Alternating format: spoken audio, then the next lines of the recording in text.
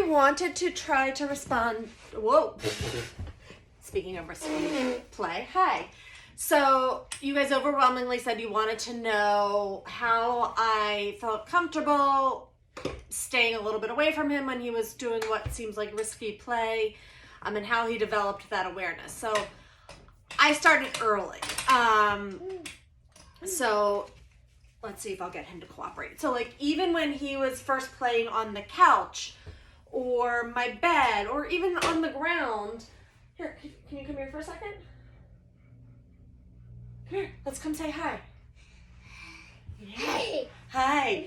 So like say he was like playing here at the edge. Oh, see now he has pretty good awareness. Like let's just say he was back here and not aware that he was at the edge. If he started to go, see right now he like recognizes, well he knows he's there and he can't stop himself from falling, but like I would let him start to go and I would make it safe, but what I needed, and so the big thing is you need them to recognize that they are losing their balance or in an unsafe situation.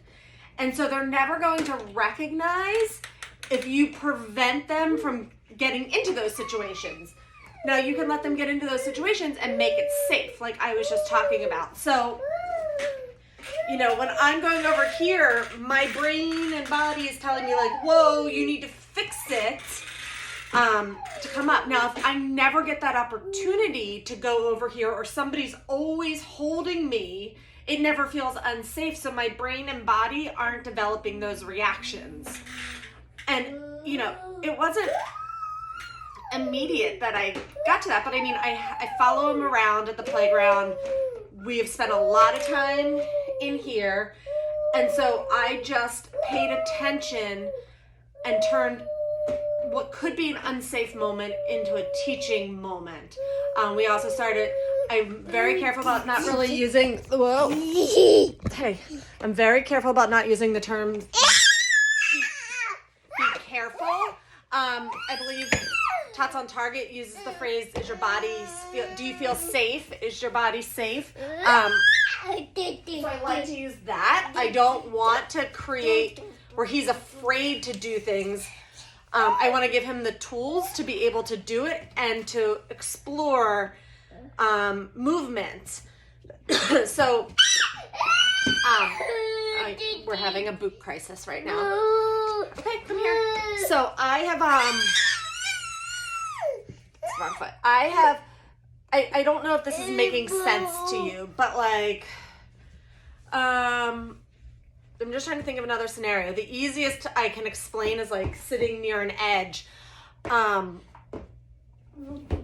it took me a long time, like even at the playground, like to not follow him up to the top levels, just because some of them are pretty high.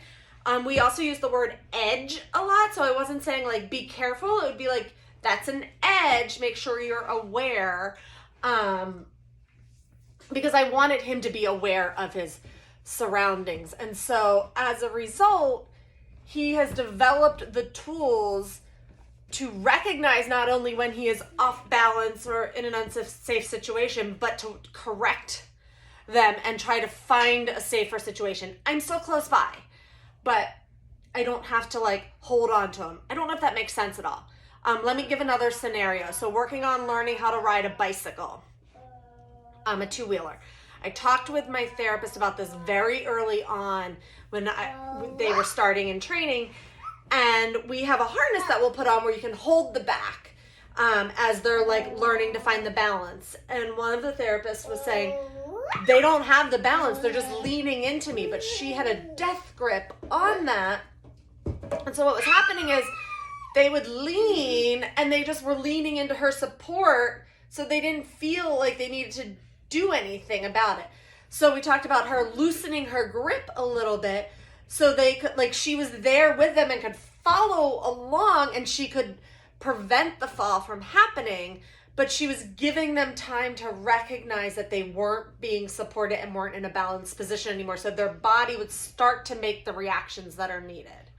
Let me know if that doesn't make sense. It's kind of a hard concept to put into words. So I'm happy to elaborate or answer any further questions. Thanks.